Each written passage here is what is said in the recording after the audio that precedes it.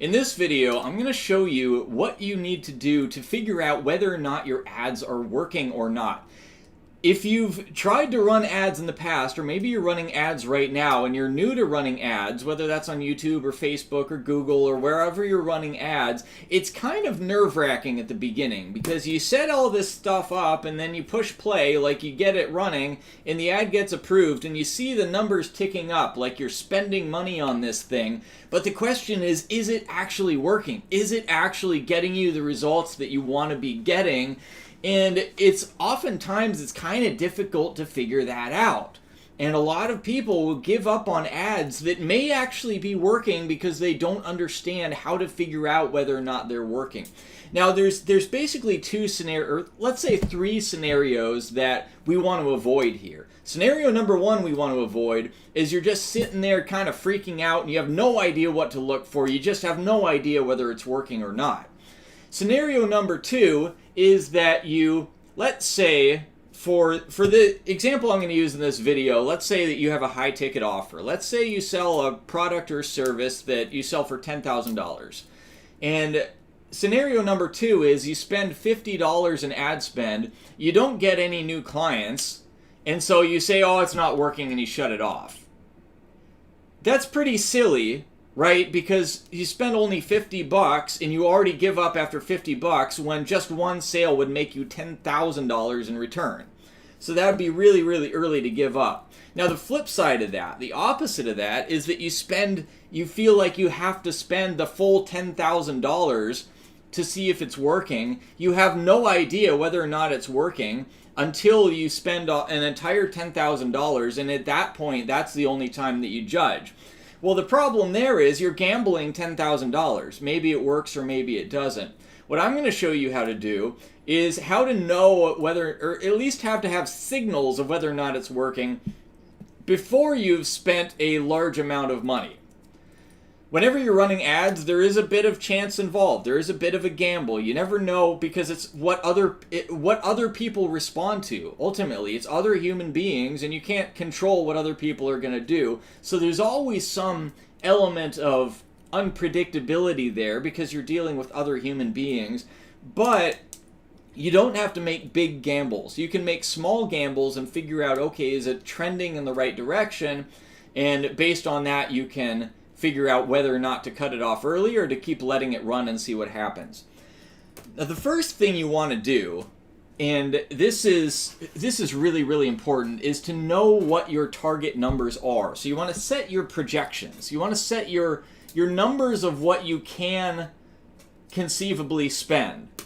So I'm going to take you through an exercise really quick to show you how to do that. So let's say that your customer value is $10,000. And so actually before I do that, let's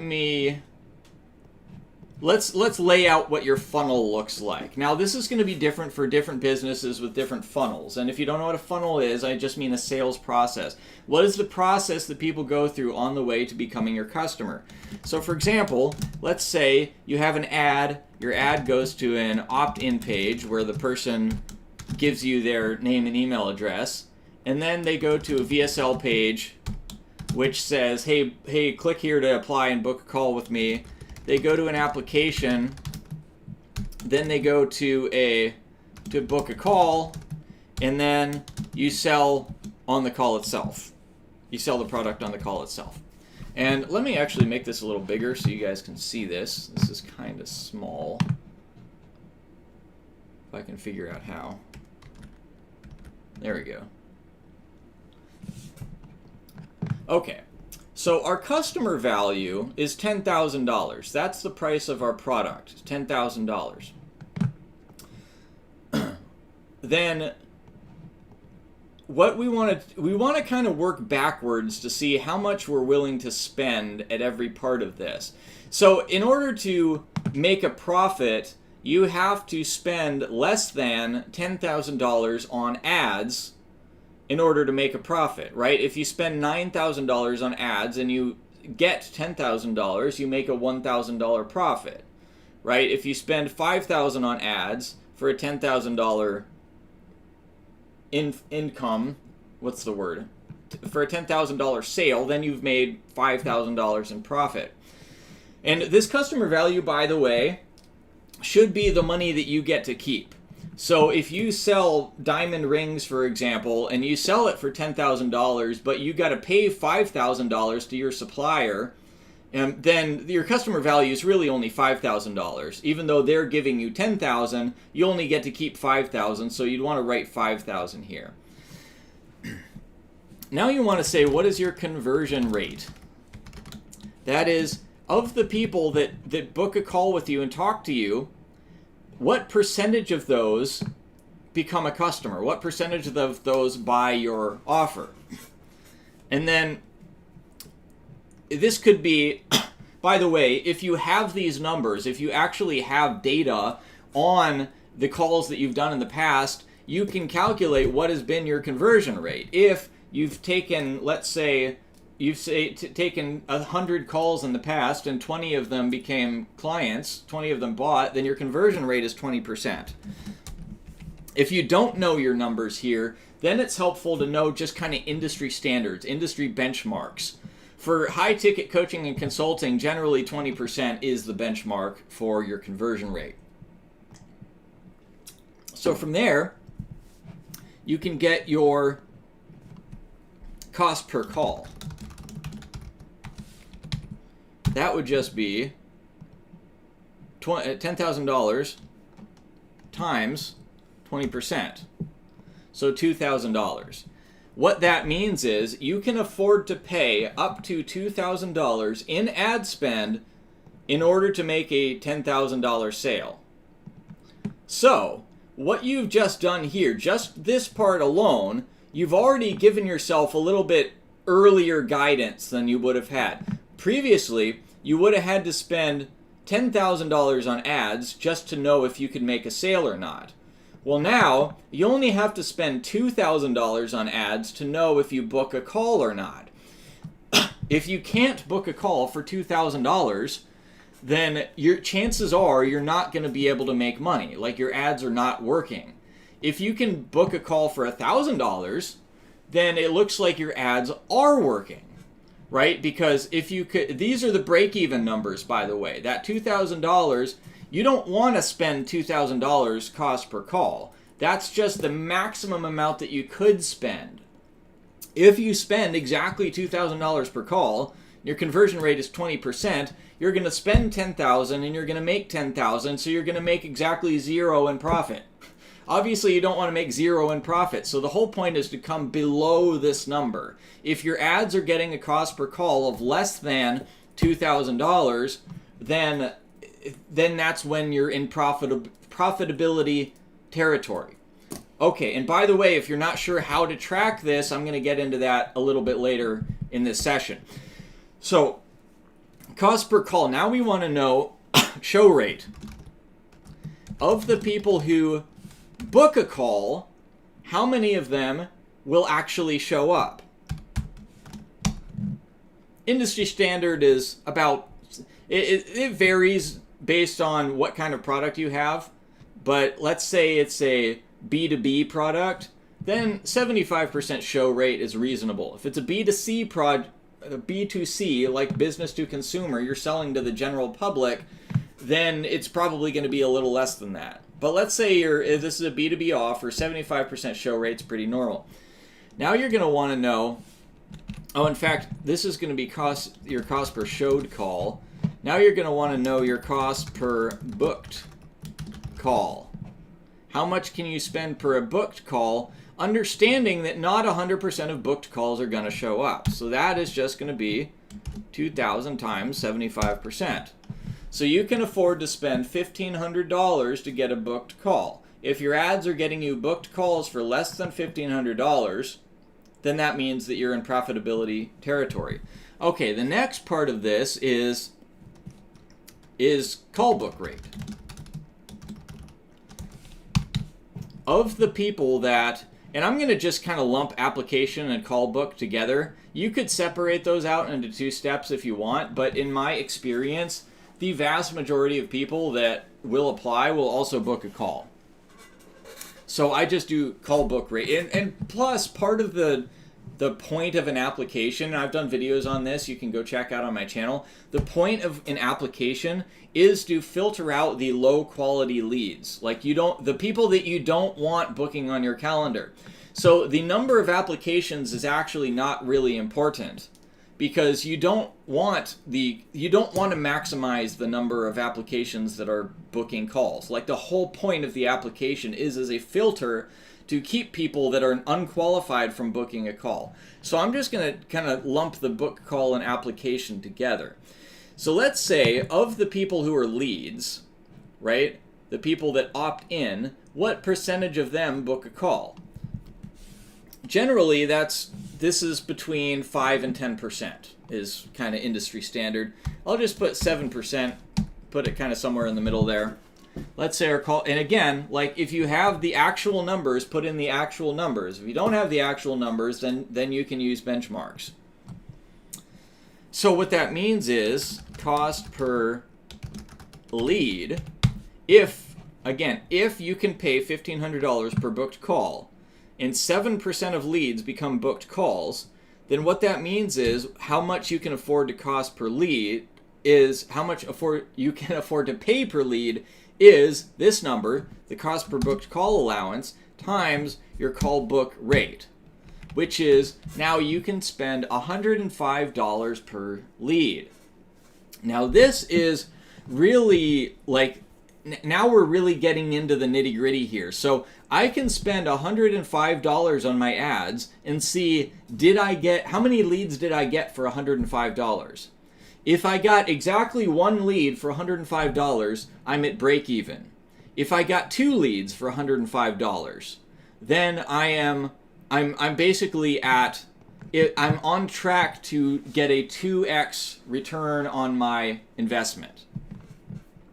Right, so these are the allowances. Again, these are the maximum that you can afford to pay at each step of the process. So notice, whereas if you're just looking at sales, you would have to spend $10,000 on ads to know whether or not you got a sale, to know whether or not you made a profit, right? So that's a big gamble. Whereas if you're looking at your cost per lead, you can spend only $105 and you already know whether or not you're on track. You already know whether or not your ad is working well enough to actually make you a profit here. So I hope that makes sense. What we're doing is we're just taking, like, how, based on the actual metrics of how people go through the funnel, like how many people get to the next stage in this funnel here, either actual metrics if you got them, or else just benchmarks if you don't. Which, if you don't know what the benchmarks are, this is really, really helpful information to know if you don't have the actuals. And then you're figuring out how much can you afford to pay at every single step. So if your ad, let's say that your cost per lead is coming in at $20. You can afford to pay $100. So if you're getting leads for $20, you're doing great as far as the leads go. Now let's say that your call book rate is like, it should be 7%, or it should be 5 to 10%, right? If it's not, then you got a problem with converting the lead into a call. And so you can see at the next stage, okay, I've spent $1,500 on ads. Have I gotten at least one booked call? And if the answer is no, then there's some problem there.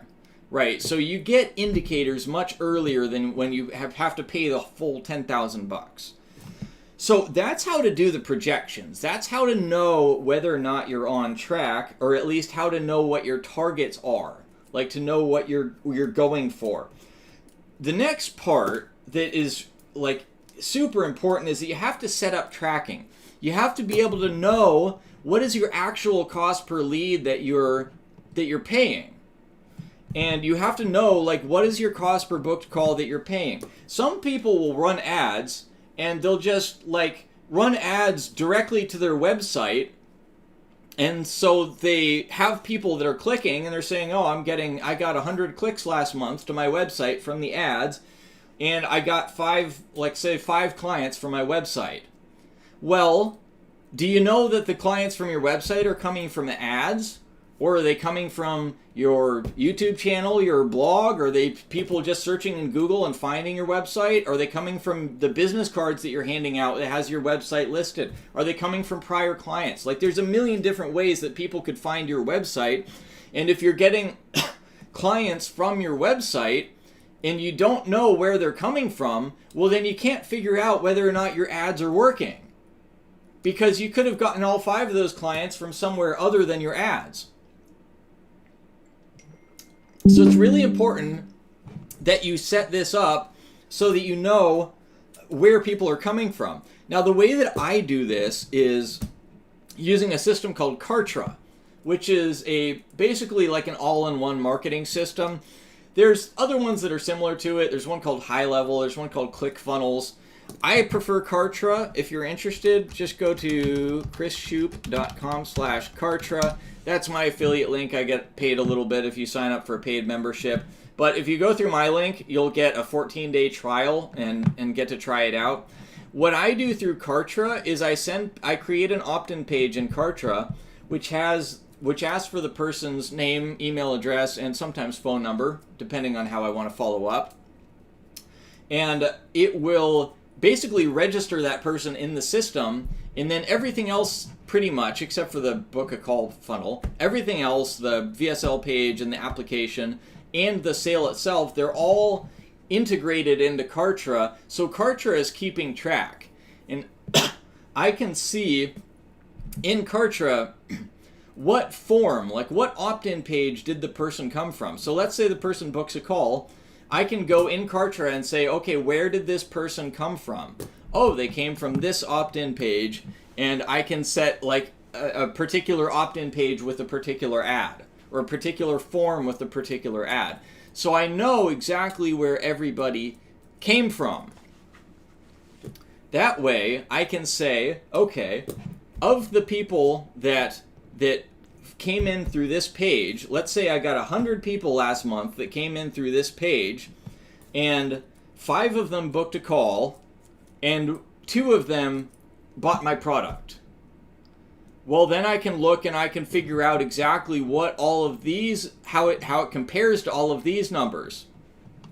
So let's say I was getting $10 cost per lead, and I can just say that by, okay, I spent $1,000 on advertising, or I spent $10,000 on advertising and I got 1,000 leads. Well, if that's the case, then I just divide the number I spent on advertising divided by the number of leads that I got. 10,000 divided by 1,000 leads is $10 per lead. And then I again, the same thing, I just divide the number of calls I got. So if I got 1,000, what did I say before? Let's say I got 100 leads, to keep this consistent, and I got 5 booked calls. Well, that means I got a 5% opt-in rate, which means that this is 10 divided by 5%. So my actual cost per booked call, right? So this is like, let me label this. So this is maximum, like the maximum I can afford at each of these steps. And this is going to be actual. So my actual cost per booked call is $200. And let's say that my show rate is actually 70%, right? And then so I can just say this is 200 divided by 70%. So my actual cost per showed call is $286. And let's say my actual conversion rate is 25%. So of the, or what did I say in my example? I said I got like 2 out of 5. So that'd be 40%. My actual conversion rate is 40%. So again, I just do this divided by this. And so my actual cost per sale, and actually I should say cost per sale here instead of customer value, because this is maximum potential cost, like maximum I can spend to get a sale. My actual cost per sale in this example is $714. So spending $714 to make $10,000, that's a pretty good deal. Okay, so I need to know what all of these numbers are. Like, I need to be able to track this. And Kartra does this very, very well. You can also do it in the ads dashboard itself. And I'll show you just real quick kind of what that looks like. So this is YouTube ads specifically. Hopefully that's big enough that you can see it. Let's just look at this first one. So this one, I spent $157. I'm getting leads. 23.66 leads. And that 0.66, it's just because it's estimating when a person sees 2 ads, for example, and then they become a lead. It's kind of allocating part of it to one ad and part of it to the other. That's why there's like decimals there. But anyway, so this is like 660 per lead.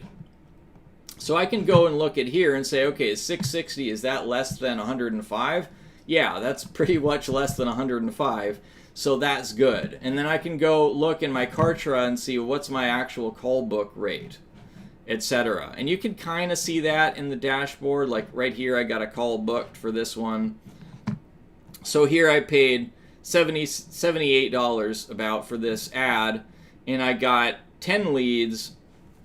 So that would be $7.80 per lead and 1 booked call. So that would be $78 per booked call for that particular ad.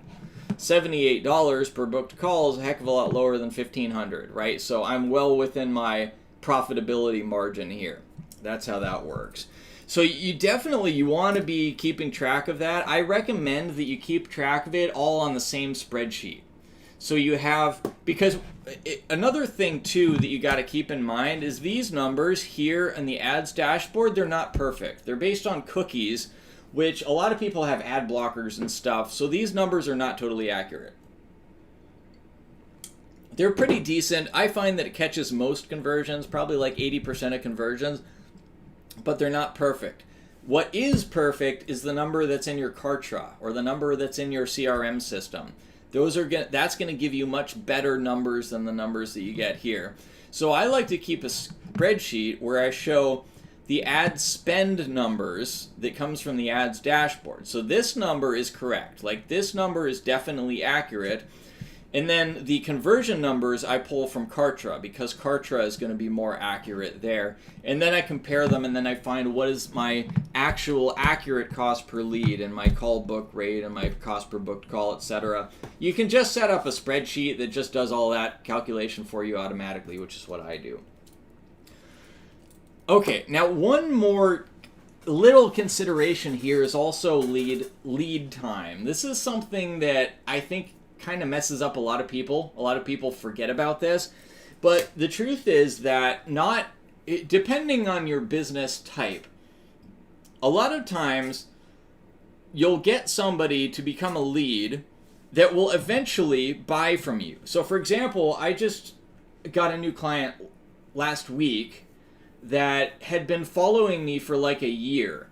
So I ran ads a full year ago and got this person to opt in to one of my ads, and then an entire year later he becomes a client. Well, if I had just thrown up my hands and said, oh, I didn't get any clients a year ago, let's say I did get clients a year ago, but let's say I didn't. Let's say I didn't get any clients at all. If I just threw up my hands and said, oh no, it doesn't work, I didn't get any clients, well, I couldn't make that, I would have missed out on the fact that actually I was getting clients, they're just a little bit slow. So you got to consider your lead time too. This is the way that I like to do this is come up with an average. If you have real data on your actual clients, look at when do they come into your system. And again, a tool like Kartra is really, really helpful for this because it logs all of this information. So you go, when somebody buys your product, you say, okay, when did this person first become a lead? When did they first get introduced to my universe here? And you can find that date and then say, okay, what's the date that they bought the product? Or what's the date that they became a client? And figure out how many days is it between that. So if my client opted in 365 days before becoming a client, then that's a 365 day lead time. you're going to have a variation there. You're going to have some people that have a long lead time, and then some people maybe it's only like a 1 day or a 2 day lead time. So you want to find the average. Figure out what is your average lead time, and then that's going to be kind of what your target is. So if you spend, let's say you spend $10,000 and you don't get any sales, but you just spent that in 2 weeks, but your average lead time is 2 months, well, you don't know if you made a sale from that yet because you haven't waited long enough to see. Right? You got to wait the full 2 months average lead time to see if you get a sale from that. And even then, actually, since that's just an average, you may want to wait even longer than that.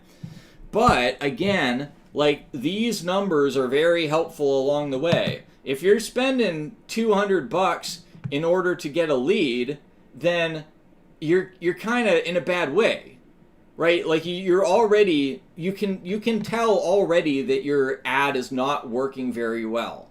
You want to be spending less than whatever this allowance is, or else you're just not going to know. So lead time is important. Another important thing to consider for some businesses is something called lifetime value. Lifetime value means how much is a new client worth to you? Think about this. Let's say that you have a low ticket front end offer. Let's say that you sell an ebook for $10 on the front end, but your ultimate goal is to get somebody to buy your $10,000 coaching package or consulting package or whatever.